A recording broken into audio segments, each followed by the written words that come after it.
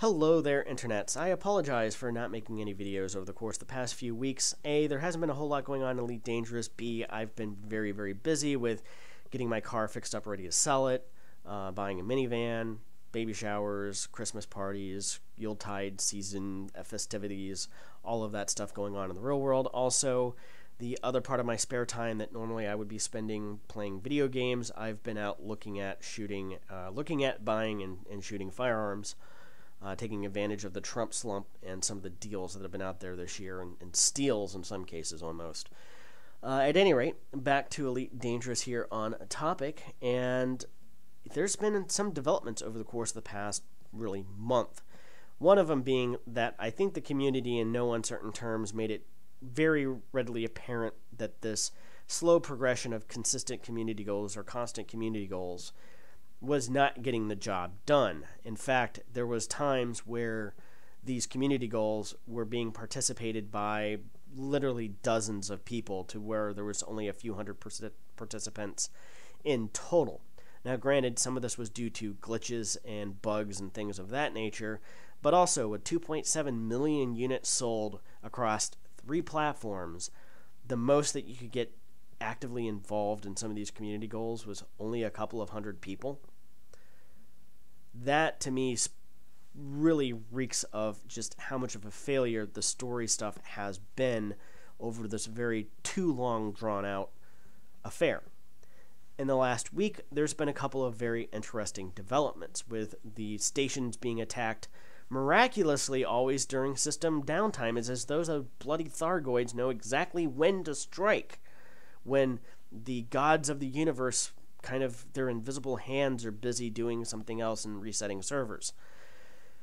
This isn't the best way still to tell those stories. I would have still liked to have seen scripted events that if you went to some of these stations, you would see them under active attack, and there would be some sort of overarching, I guess you could say, counter or something very much in the power play dynamics of wins versus losses when it comes to defending against Thargoid attacks at these stations.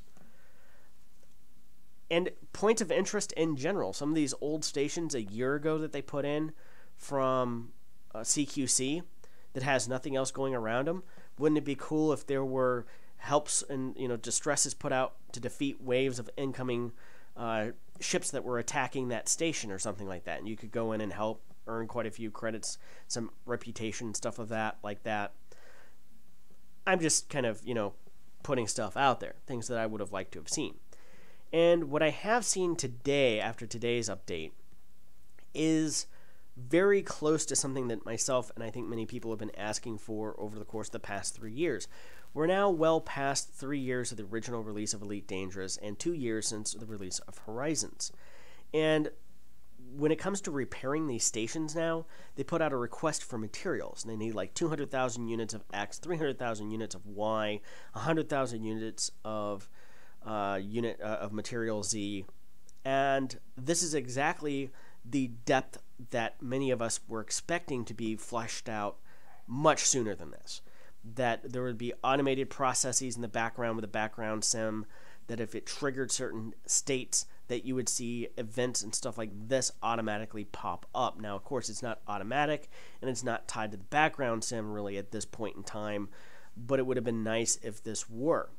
And for the first time, and we're going to have to see how this works out, if it's you get a week to get as many of these materials, and that'll determine what station services are brought back online next week, or whether or not your active participation or things will remain offline until these specific goals are met. Now, I have a feeling that some of this might be in preparation eventually for how fleet carriers may work in the coming year. But it is nice to see, because for the first time, really, I'm seeing activities included into the game that I believe actually start to deliver a sense of agency to the player. That these station systems will not get repaired unless we, the player base, are actively engaged in delivering those materials to the station. Now, there's going to be the arguments of maybe they're not paying enough and some other balance mechanics there. But this is how the universe and game mechanics should have been fleshed out over the course of the past 2-3 years in order to deliver a much more richer and interactive universe that many of us have been chastising Frontier about. And it's kind of interesting. I don't know if they're going to follow through, but if this could ever be connected into the background sim, in particular for constructing stations, and something that they've said is the work on the background sim if more people participate in the test bed of Colonia. The problem is, I don't think a lot of people even know that that's supposed to be the test bed in Colonia, and the criteria, the internal metrics for usage that they're using in order to improve the background sim. Unfortunately, I think most people would like to see a lot of improvements to the background sim happen within the bubble. Maybe not to the great varying degrees that could be accomplished in Colonia or another region of space. But it's kind of one of those things. It leaves me a little bit interested to see that there might actually still be some potential here yet if Frontier can continue to expand upon what they've started here over the course of the next year. That's going to be the big question. I don't know.